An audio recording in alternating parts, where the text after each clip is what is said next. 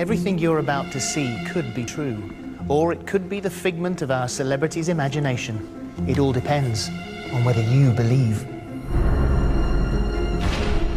Have we all been here before, in a past life?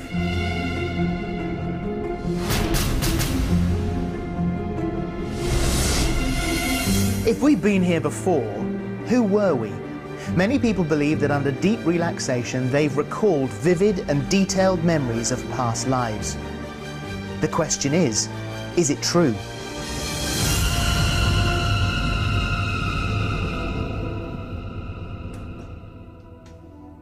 Some people believe that past life regression is a way of exploring the idea that we've all been here before. We'll be taking our celebrity into their subconscious using a form of hypnosis. The often startling revelations will be put to the test as our history detective follows the clues, looking for solid evidence. Are these memories of past lives or just fantasy? The experts will have their say, but in the end, it's up to you to decide. What do you believe? Have we been here before? On today's show, we'll be exploring the mind of top TV presenter Sarah Greene. Part of a groundbreaking duo for kids' TV in the 1980s, Sarah was also one of the established Blue Peter girls. Now married to Mike Smith and a regular on ITV1's This Morning, who might she have been in a past life? I don't know if I've ever felt so apprehensive about an experience in my life, but at the same time, I'm also really excited. There can only be so many Boadiceas, Joan of Arcs, Cleopatras, the Virgin Marys. I understand that. But I suppose my biggest fear is that I'll have turned out to be not Jack the Ripper exactly, but a tax inspector from, I don't know, Bournemouth in 1920. The idea of having lived before is deeply fascinating. Who might we have been and what might we have experienced? Under regression, not only can you apparently see who you were in a past life, but you can also experience all the emotions of that past life too. It can be a very vivid journey. So it's time for Sarah to get started and meet regression therapist Andrea Fowkes. I'm excited, but I'm also very nervous. Hello, Sarah. How are you feeling? A bit less nervous now I've sort of seen you and come into the room. You know. Although Andrea has regressed many people, she is still fascinated with all the past lives she encounters. What's interesting about regression is that when you go back to that past life, you could be any creed, any colour and any gender, so that really makes us break down a lot of barriers. All you have to do now is tuck yourself up in here. Seat up. Yes. Furniture. Okay. Roll down. Andrea believes that information from our past lives is stored somewhere in our subconscious minds. In order to unlock these memories, she uses a hypnotic voice and relaxation techniques to lead Sarah into what she calls the corridor of past lives. And my voice will travel through with you, deep into your subconscious mind and beyond. 3, 2, 1. What do you sense now? I'm quite brown. And I'm wearing a dress. It's quite low cut.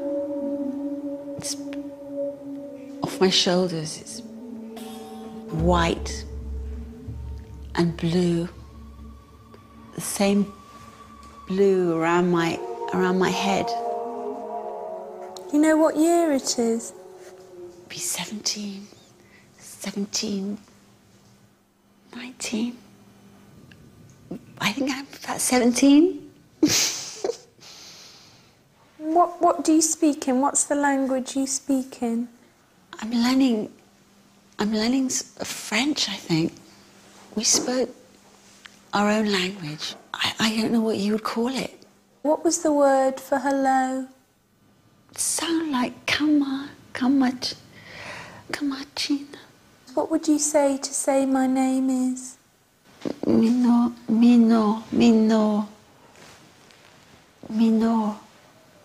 What does your day consist of? Freedom. Mm-hmm. I wasn't born with it.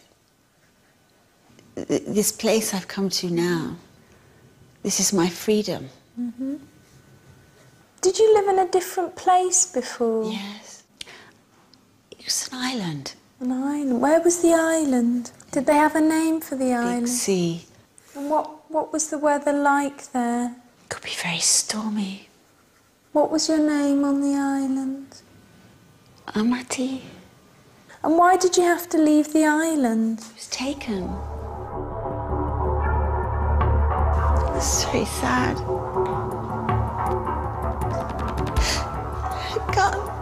They had guns?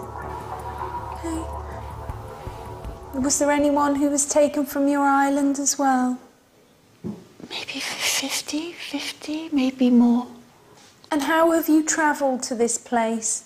How have you travelled from... On the boat, on the boat, on the boat. Do you know the name of the country you're in? I think I'm in America. I'm in the south. What's the name of the town or the village? Orléans. What's happening there? I'm in my house now, a beautiful house. And who do you live with? A doctor, his wife. They look after me. They wanted to save me. What would have happened to you if they hadn't saved you? If you're working in the street. And what's the name of this family that you live with? Bergamo. And have they given you a new name? Sylvia. So they've named you Sylvia Bergamo. Yes. And how do they treat you? I help them. But they're like my parents. They look after me. Okay, let's move ahead in time now to the next significant event in that life as Sylvia. I'm going to get married. Oh, that's wonderful. And who are you marrying? It's Richard. Richard. And how do you feel about Richard? I love him. He's dark like me, but not so dark. He's very tall. Richard is a doctor. Oh, everyone comes to him. He's the best. And are they white people or black people or both?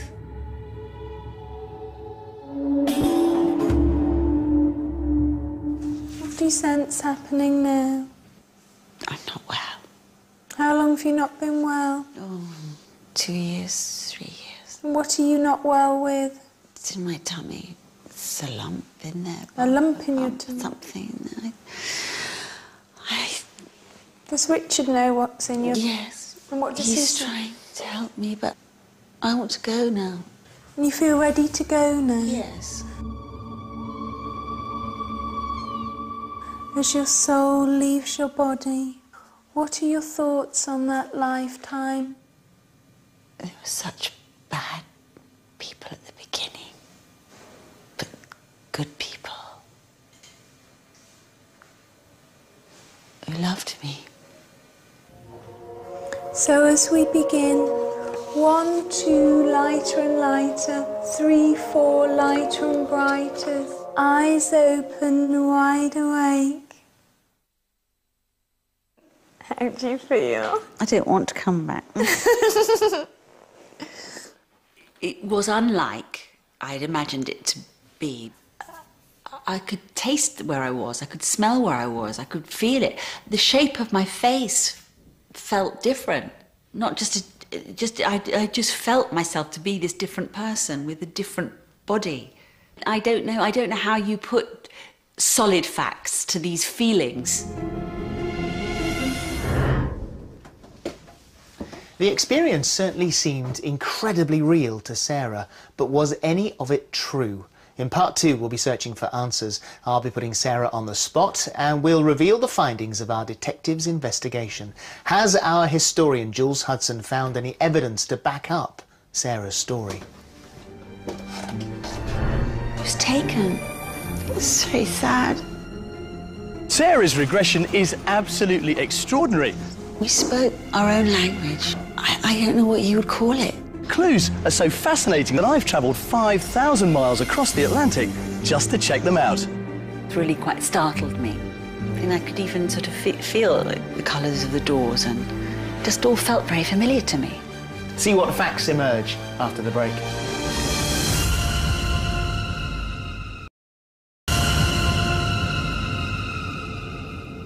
Welcome back. On this show, we are delving into the possibility of past lives. Have we all been here before? Earlier on, we saw top TV presenter Sarah Greene take part in a regression session where she described the life of Sylvia, a slave girl in 18th century America. She was taken. It's very sad. They had guns. Sarah certainly seemed convinced that her regression felt real, so we sent our archives expert and master historian across the Atlantic. Could he uncover any truth in Sarah's story? What an extraordinary tale of Sylvia, a young slave girl in 18th century America. And we thought the clues were so good that I've come 5,000 miles across the ocean just to check them out. But where do we start? Well, we learned that Sylvia was learning French, and she also gives us that crucial town name of Orléans, which for my money is here, New Orleans. And I'm going to tell you just how I think those clues prove me right. Why did you have to leave the island? She was taken. It's very sad.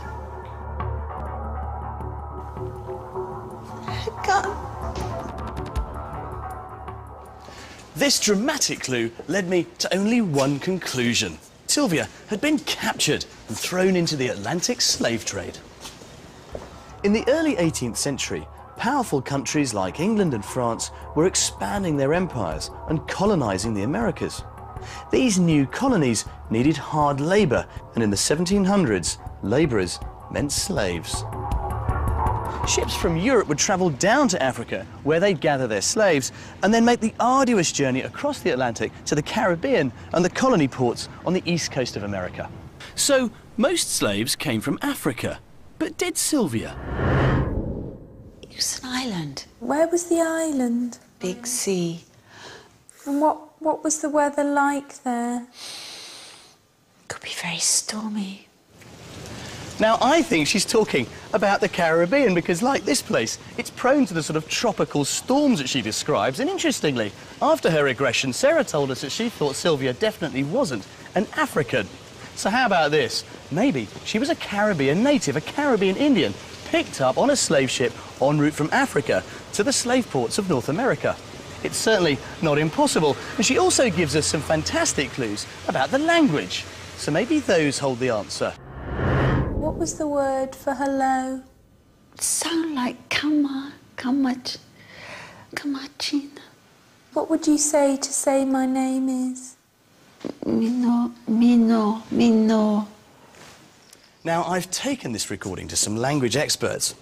What they said was that it didn't really fit any surviving African or indeed Caribbean languages either.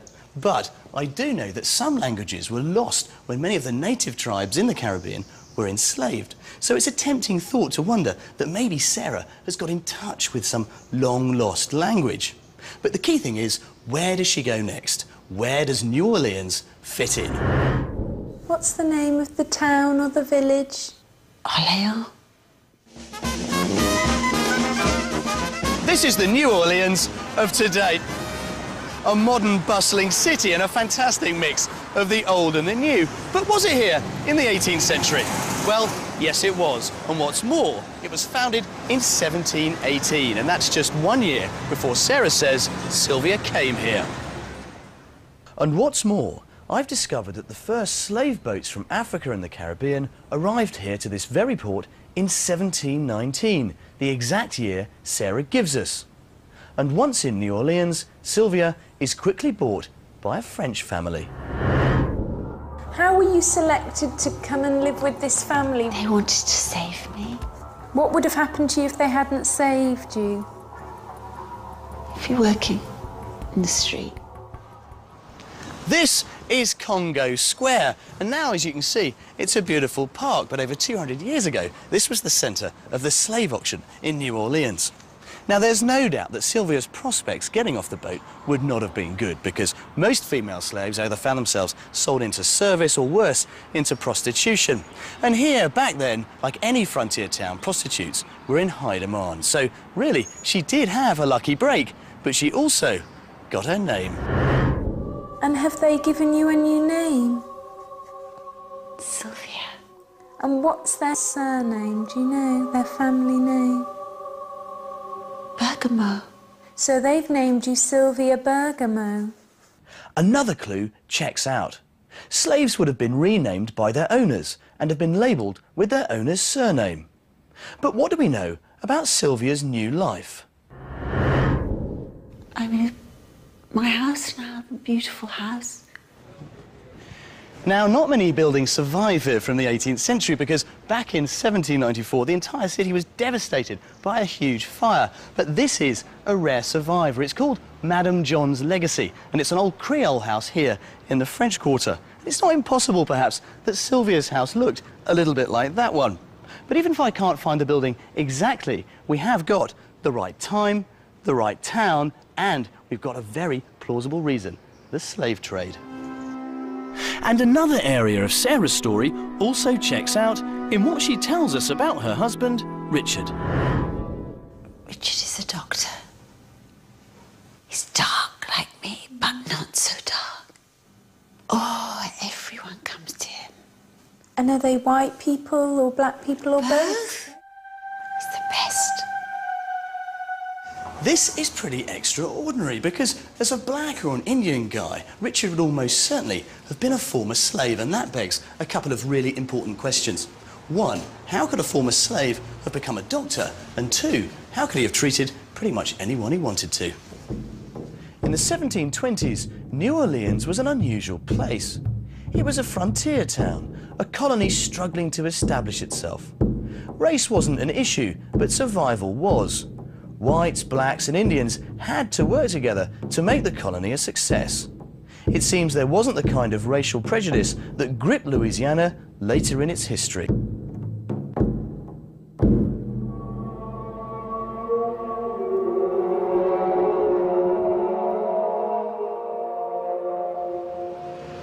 This has been a fantastic tale, and I suspect that there is a little more than a grain of truth in it. And there's no doubt that for me, pacing the streets here in New Orleans, I've got a real sense of the energy and spirit that created not just this city, but also America all those years ago. But was Sylvia Bergamot really a part of it? Well, of course, I can't tell you for sure, but for my money, I'd like to think she might have been. But what do you think? Well, watching your face during that was a picture, because there are all sorts of emotions crossing in front of your eyes there. What on earth did you make of that? Well, I know I didn't learn about it at school, because my American history knowledge, it was certainly from 1776 onwards, from the Revolution onwards. I didn't know anything about prior to that date, and I've never been to New Orleans. And as far as I can remember, I've never read about it. And I swear, as far as I know, as far as I can remember, I had not any experience of this in this life. The dates seem to be remarkably accurate, that Sylvia arrived there the year after the founding of the frontier town itself. What about the language? Words like Camachin and Minot, which we couldn't find. I was intrigued by that, because in this particular lifetime, there'd be so many different languages being spoken, because you'd have Native American, you'd have French, you'd have English being spoken, so there'd be this confluence really going on. So who knows what kind of slang you'd have ended up speaking. There was a real, almost like a visual recognition that you almost jumped back when you saw the house. Yeah. Did the house ring any bells? Yes, there was something I could even sort of feel, the colours of the doors, and just all felt very familiar to me. So so explain the feeling then in that case of seeing the world through somebody else's eyes. I'm not sure that I have, because they're partly my eyes, aren't they? This is the real difficulty that I have with this, that I don't know if it's me or her, or whether it's more like a Russian doll, where it's you on the outside with lots and lots of different little entities, souls, past lives, inherited memories, call it what you like, going on the inside. I don't know. You know, now I want to find out more. I might have to go and visit New Orleans for the first time. Well, in this life, certainly. Thank you very much for the moment. There you go. Well, you've heard what Sarah thinks. Here's what our experts think. Sarah doesn't have to have studied history in particular to have picked up information about New Orleans. She would have had to watch a documentary potentially. She could have even read it in a magazine without recognising that she was picking up this information. She might have had friends who went there and described particular stories. It could all be a composite of information that she's put together in a narrative that suits the way she thinks about life and the way she wants life to be. Now, the thing that struck me about Sarah was that she was so obviously a believer. She was really, really up for doing this. And then she comes up with this fantastic story. And I'm sure that she believes that it does reflect a genuine past life, something she really lived through. But it's precisely that kind of a person who's likely to come up with a very detailed kind of a story and then believe in it. If you already believe in reincarnation, this is proof. Many people's past life regressions can challenge what's been written about history, and I think Sarah's is a good example of that. She was obviously very deeply in a past life, in my opinion. And why shouldn't she have had a positive experience of kindness of people? There's always people who will be outside the norms and boundaries of what was happening at that time. Well, it's certainly a compelling debate, but in the end, of course, I have to ask that one last question. Sarah, if I pushed you for a final answer, have you been here before? I don't know. I don't know. I can't say yes or no. It is very compelling having seen this. And I am swayed more in the direction of thinking that there is a possibility that, yes, part of me has been here before. But it's a tricky one, and I say I'll go on pondering it forever, I think. Join us next time for another chance to explore the possibility that we might have been here before.